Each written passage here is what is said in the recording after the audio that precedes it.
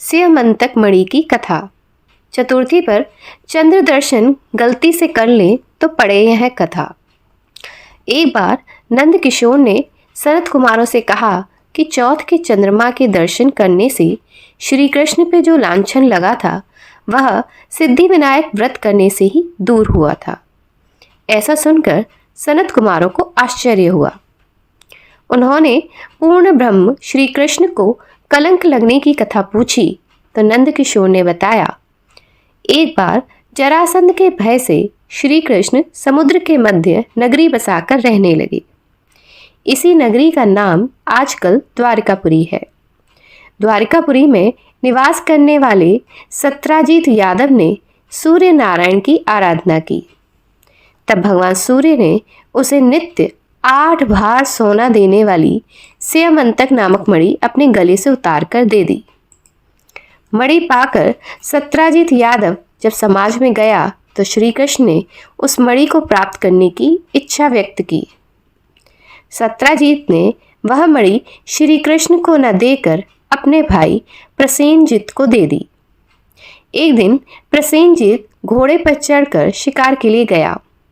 वहां एक शेर ने उसे मार डाला और मणि ले ली। रीछों का राजा जामवंत उस सिंह को मारकर मणि लेकर गुफा में चला गया। जब प्रसेनजीत कई दिनों तक शिकार से ना लौटा तो सत्राजीत को बड़ा दुख हुआ। उसने सोचा श्री कृष्ण ने ही मणि प्राप्त करने के लिए उसका वध कर दिया होगा। अतः बिना किसी प्रकार की जानकारी जुटाए उसने प्रचार कर दिया कि श्री कृष्ण ने प्रसेनजीत को मारकर स्यमंतक मणि छीन ली।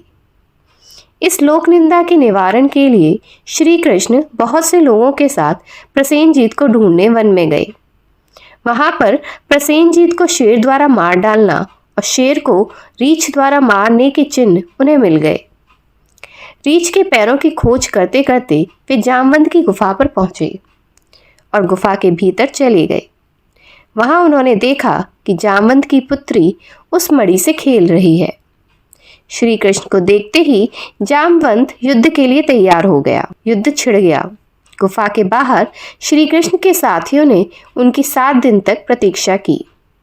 फिर वे लोग उन्हें मर गया जानकर पश्चाताप करते हुए द्वारकापुरी लौट गए।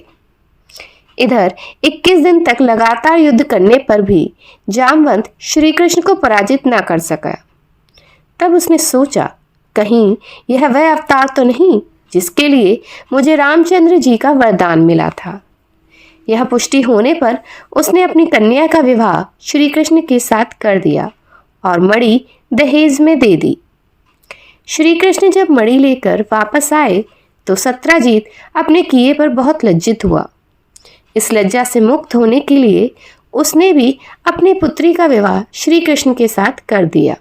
कुछ समय के बाद श्री कृष्ण किसी काम से इंद्रप्रस्थ चले गए। तब अक्रूर तथा ऋतुवर्मा की राय से शतधनवा यादव ने सत्राजीत को मारकर मणि अपने कब्जे में ले ली। सत्राजीत की मौत का समाचार जब श्री कृष्ण को मिला तो वे तत्काल द्वारिका पहुंचे। वे शतधनवा को मारकर मणि छीनने को तैयार हो गए। इस कार्य में सहायता के लिए बलराम भी तैयार थे। यह जानकर शतधनवा ने मणि अक्रूर जी को दे दी और स्वयं भाग निकला।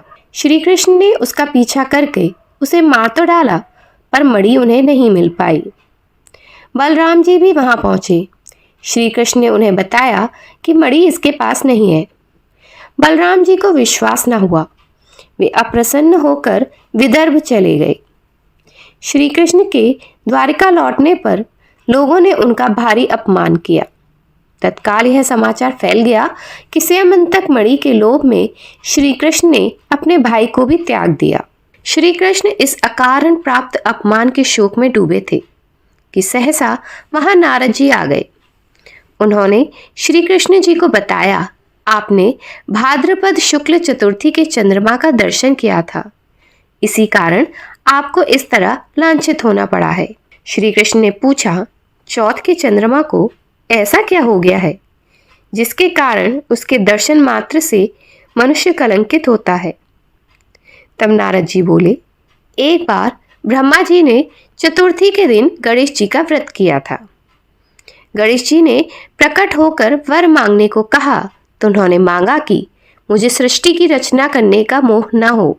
गणेश जी ज्यों ही तथास्तु कहकर चलने लगे, उनके विचित्र व्यक्तित्व को देखकर चंद्रमा ने उपहास किया।